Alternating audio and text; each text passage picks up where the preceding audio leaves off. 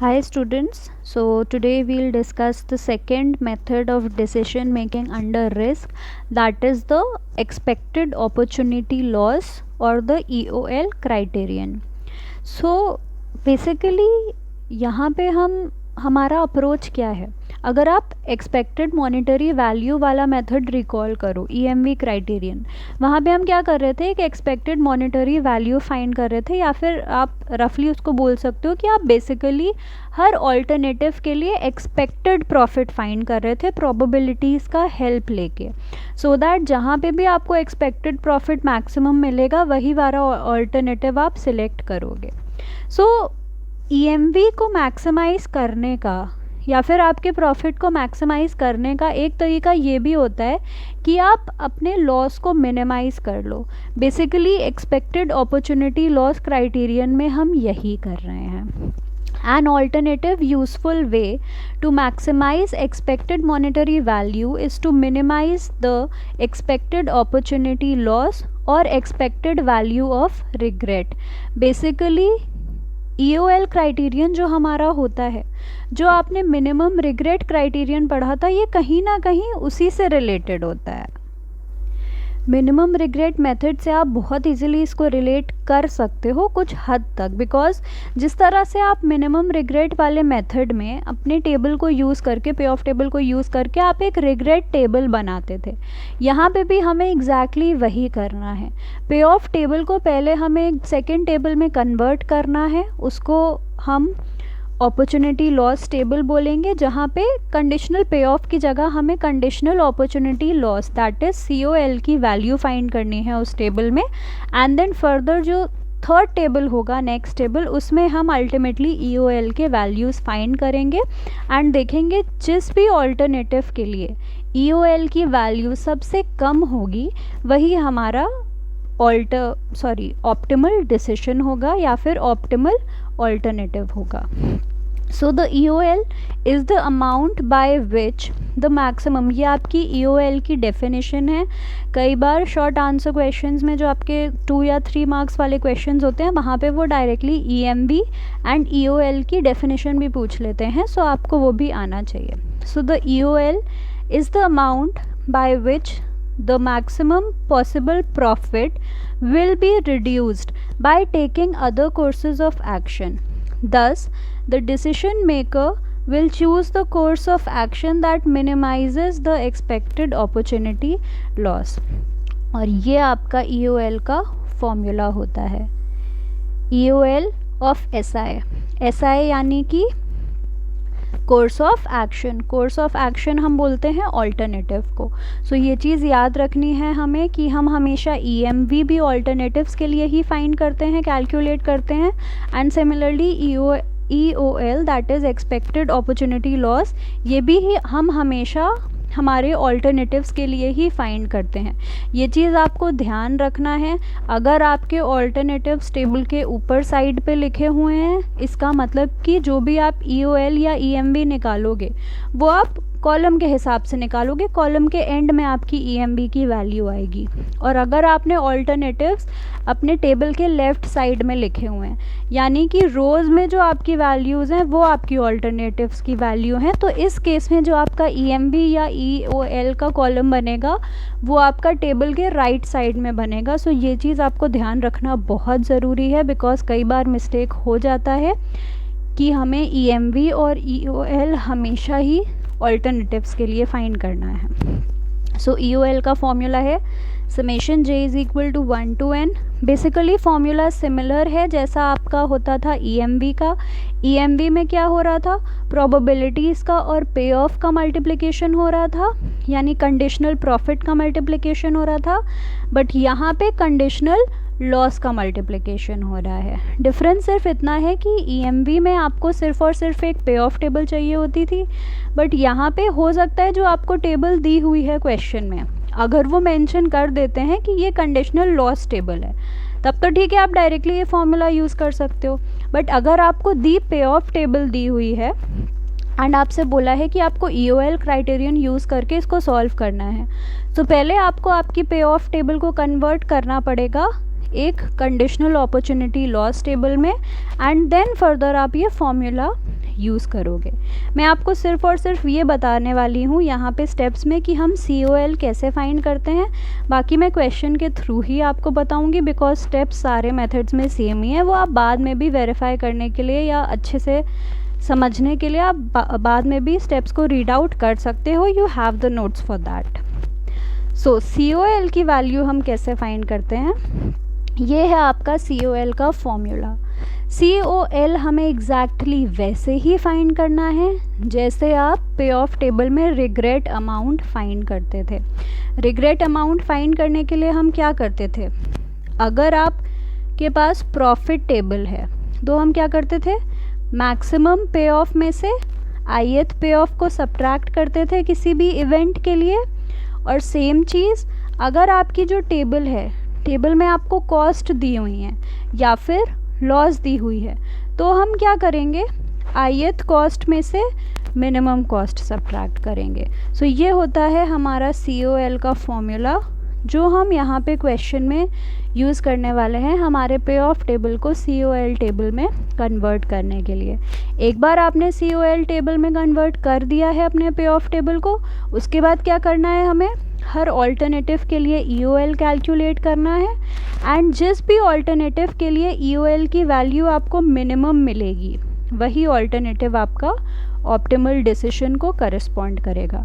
ध्यान रखिएगा, EMV जहाँ पे मैक्सिमम मिलता है वो आपका फाइनल आंसर होता है, और ऐसे ही EOL जहाँ पे हमें मिनिमम मिलेगा वही आपका ऑप्टिमल डिसीजन होगा। सो हम स्ट्रेट फॉरवर्ड जंप करते हैं क्वेश्चन में, सो दैट बेटर हम इस मेथड को समझ सकें।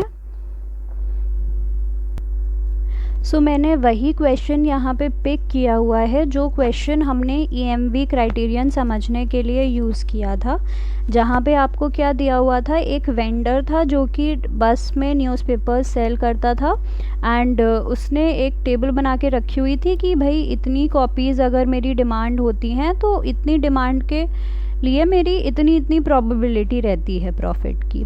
सो बेसिकली हमने क्या किया था, इस डेटा को यूज़ करके एक पे ऑफ टेबल बनाया था and further EMV criterion use करके सॉल्व किया था। सो यहाँ पे मैं पे ऑफ टेबल दोबारा नहीं बना रही हूँ, हम ऑलरेडी बना ही चुके हैं, और मैंने आपको प्रीवियस वीडियो लेक्चर में बताया भी था कि जब डेटा दिया होता है तो हम उसको यूज़ करके कैसे पे ऑफ टेबल बनाते हैं। सो पे ऑफ टेबल यहाँ पे मैंने ऑलरेडी बना रखी है। अब अगर हमें EMV मेथड यूज़ करके इसको सॉल्व करना होता तो हम क्या करते, डायरेक्टली एक एक करके प्रोबेबिलिटीज़ का सारे कॉलम से मल्टीप्लाई करते, एंड एंड में हमें क्या मिल जाता, पूरे के पूरे कॉलम का सम, जो कि हमारी EMV की वैल्यू हो जाती।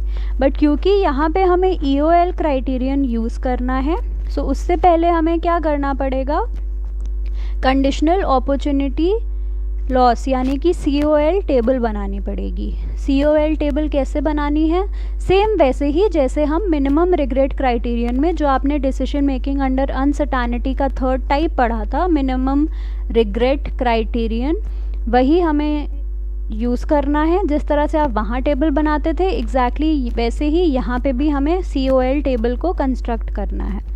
क्या करते थे हम वहाँ पे, हर इवेंट के लिए, ध्यान रखना, हर इवेंट के लिए हम देखते थे कि मैक्सिमम वैल्यू कितनी है अगर पे ऑफ टेबल है, और मिनिमम वैल्यू कितनी है अगर लॉस टेबल है। अगर प्रॉफिट टेबल है तो आप क्या करते थे, मैक्सिमम पे ऑफ में से उस इवेंट के बाकी सारे वैल्यूज़ को सब्ट्रैक्ट कर देते थे एक एक करके, और अगर लॉस टेबल है तो आप सारे उस इवेंट के वैल्यूज़ में से एक एक करके उस मिनिमम वाले वैल्यू को सब्ट्रैक्ट करते जाते थे। तो क्योंकि यहाँ पे हमें पे ऑफ टेबल यानी कि हम प्रॉफिट टेबल के साथ डील कर रहे हैं, सो हमने क्या किया, यहाँ पे हमारे इवेंट्स लिखे हुए हैं यहाँ पे टेबल के लेफ़्ट साइड में, और ऑल्टरनेटिव्स लिखे हुए हैं ऊपर। हमें मैक्सिमम वैल्यू किसकी देखनी है फ़िलहाल, इवेंट्स के लिए। सो अगर आप पहला इवेंट देखो, पहले इवेंट के लिए maximum value 225, noted 225। Second event के लिए maximum value is 240। Third event के लिए मैक्सिमम वैल्यू, मैं सर्कल कर देती हूँ, 225, 240। थर्ड इवेंट के लिए मैक्सिमम वैल्यू है 255। फोर्थ इवेंट के लिए मैक्सिमम वैल्यू 270, फिफ्थ इवेंट के लिए maximum value 285 and sixth event के लिए हमारी मैक्सिमम वैल्यू है 300। सो एक नया कॉलम हमने बना लिया जिसमें हमने लिखा है मैक्सिमम पे ऑफ इन सारे ही वैल्यूज़ का। अब जो हमारी सेकेंड टेबल बनेगी जहाँ पे आप COL टेबल जिसको बोलोगे, उसमें हमें क्या करना है, ये मैक्सिमम वैल्यू जो 225 है, पहली रो की मैक्सिमम वैल्यू 225 है, तो आप एक एक करके 225 में से इन सारे वैल्यूज़ को सब्ट्रैक्ट करोगे। जैसे 225 माइनस 225, तो ये एंट्री आपकी हो जाएगी 0। 225 माइनस 200, तो ये एंट्री हो जाएगी 25। 225 माइनस 175, ये एंट्री हो जाएगी 50। इसी तरह से सेकेंड रो में आपकी मैक्सिमम वैल्यू 240 है, सो आप 240 में से एक एक करके सबको सब्ट्रैक्ट करोगे। 240 माइनस 225, यहाँ आएगा 15, यहाँ 0, यहाँ 25, यहाँ 50 and so on. Similarly third row में मैक्सिमम वैल्यू है 255, तो आप एक एक करके इन सारे एलिमेंट्स को 255 में से सब्ट्रैक्ट करके करस्पॉन्डिंगली लिखते जाओगे। और फिर से बता रही हूँ, अगर यहीं पे हम लॉस टेबल के साथ डील कर रहे होते तो आप हर रो के लिए मिनिमम वैल्यू लिखते एंड एक एक करके हर एलिमेंट में से उसी मिनिमम वैल्यू को आप सब्ट्रैक्ट करते जाते हैं। सो आई होप आप समझ गए होंगे कि हमें किस तरह से सब्ट्रैक्शन करके कंडीशनल अपॉर्चुनिटी लॉस टेबल बनाना है। मैंने पहले से बनाई हुई है, so let's move on to that. So ये फॉर्मूला यूज़ करके हमने हमारी COL टेबल फाइंड कर ली है। कैसे फाइंड करी है वो मैं अभी आपको बता चुकी हूँ जस्ट। सो ये हो गई हमारी टेबल। अब एक बार ये टेबल आपने बना ली, अब इस टेबल का यूज़ करके हमें फाइनली कौन सी वैल्यू फाइंड करनी है, EOL की। एक बार आपने EOL टेबल बना ली, इसके बाद वर्किंग आपकी एग्जैक्टली वही है जो हम EMV फाइंड करने के लिए करते थे। अब हमें क्या करना है, ऑल्टरनेटिव्स यहाँ हमारे ऊपर लिखे हुए हैं, यानी 15 ऑल्टरनेटिव की वैल्यूज़ ये हैं, 16 ऑल्टरनेटिव की वैल्यूज़ ये हैं अलग अलग इवेंट्स के लिए। सिमिलरली 17 ऑल्टरनेटिव की वैल्यू ये है अलग अलग इवेंट्स के लिए। सो अब हम क्या करेंगे, सारे के सारे ऑल्टरनेटिव्स के लिए EOL फाइंड करेंगे। उसके लिए सबसे पहले एक और टेबल हमें बनाना पड़ेगा जिसमें कि हमें प्रॉफिट और ऑल्टरनेटिव्स वाले कॉलम का मल्टीप्लिकेशन करवाना होगा। यानी कि नए पहले कॉलम के लिए 0.04 into 0, 0.19 into 15, 0.33 into 30, 0.26 into 45, 0.11 into 60, 0.07 into 75। ये कॉलम एज इट इज़ आपने इस पहले कॉलम से मल्टीप्लाई किया तो आपको क्या मिलेगा, अपने नए EOL टेबल का पहला column. Similarly again probabilities 0.04 into 25, 0.19 into 0, 0.33 into 15 and so on. Correspondingly आपने एलिमेंट्स का मल्टीप्लाई किया, आपको सेकेंड कॉलम मिलेगा। सो एक एक करके हमने क्या किया, हमारे प्रोबेबिलिटी वाले कॉलम का ही सारे ऑल्टरनेटिव से एक एक करके मल्टीप्लिकेशन किया है। पहले का पहले एलिमेंट से उस कॉलम के, दूसरे का दूसरे एलिमेंट के उस कॉलम से, इस तरह से आपको मल्टीप्लाई करना है। सो एक्सपेक्टेड लॉस टेबल हमारी बन के आ जाएगी ये। एक बार हमारी एक्सपेक्टेड लॉस टेबल आ गई, उसके बाद आप EMV में क्या करते थे, सारे के सारे ऑल्टरनेटिव्स के लिए फाइनली एंड में टोटल कर देते थे। यहाँ पे भी हमें एग्जैक्टली यही करना है। ये आपकी एक्सपेक्टेड लॉस टेबल है। पहले ऑल्टरनेटिव के लिए आपकी एक्सपेक्टेड लॉस के वैल्यूज़ हैं, सेकंड ऑल्टरनेटिव के लिए आपके लॉस के वैल्यूज़ हैं, सिमिलरली थर्ड ऑल्टरनेटिव के लिए आपके लॉस के वैल्यूज़ हैं। सो 15 के लिए EMV क्या हो जाएगा, इन सब का सम, दैट इज़ 36.30। सिमिलरली 16 के लिए 22.90, 17 के लिए 17.10, 18 के लिए 24.50। सो आपके सारे के सारे ये जो नीचे वैल्यूज़ हमें दिख रहे हैं ये हमारे एक्सपेक्टेड अपॉर्चुनिटी लॉस वैल्यूज़ हैं। जैसे कि EMV मेथड में क्या था, यहाँ पे लास्ट में आपको अपने एक्सपेक्टेड मॉनेटरी वैल्यूज़ मिलते थे या फिर एक्सपेक्टेड प्रॉफिट वैल्यूज़ मिलते थे। सो EOL में हमें क्या देखना है, वो अल्टरनेटिव सिलेक्ट करना है जिसके करस्पॉन्डिंग आपको मिनिमम EOL की वैल्यू मिल रही हो। सो अगर आप यहाँ पे EOL की वैल्यूज़ देखोगे, मिनिमम वैल्यू क्या है 17.10 एंड 17.10 हमें किसके करस्पॉन्डिंग मिल रही है, ऑल्टरनेटिव 17 के करस्पॉन्डिंग। ऑल्टरनेटिव 17 के करस्पॉन्डिंग मतलब जब आपका जो स्टॉक लेवल है वो 17 न्यूज़पेपर्स का होगा तब आपको सबसे कम लॉस होगा। So therefore the minimum EOL is 17.10 पैसे which corresponds to 17 newspapers in stock. Therefore by EOL criterion 17 newspapers is the optimal stock level. So ये था आपका EOL method, almost EMV जैसा ही है, बस स्टेप्स आप कह सकते हो सेम है, कैलकुलेशन का तरीका सेम है। बस एक चीज़ यहाँ पे नई है वो थी कि अगर आपको पे ऑफ टेबल दी हुई है या फिर लॉस टेबल दी हुई है तो उसके लिए हमें कंडीशनल अपॉर्चुनिटी लॉस टेबल यहाँ पे बनाना पड़ता है। उसके लिए हमें क्या करना है, अगर हम प्रॉफिट टेबल या पे ऑफ टेबल के साथ डील कर रहे हैं तो हर इवेंट के लिए मैक्सिमम पे ऑफ में से हम ith पे ऑफ को माइनस करेंगे COL टेबल बनाने के लिए। एंड अगर आप लॉस टेबल या फिर कॉस्ट टेबल के साथ डील कर रहे हो तो आप ith पे ऑफ में से मिनिमम पे ऑफ माइनस करते जाओगे हर jth इवेंट के लिए। सो एक बार हमें हमारी COL टेबल मिल जाएगी, उसके बाद हम प्रोबेबिलिटीज़ का मल्टीप्लिकेशन करेंगे एंड पूरे के पूरे कॉलम का एडिशन कर देंगे एंड में, सो दैट हमें EOL की वैल्यू मिल जाती है।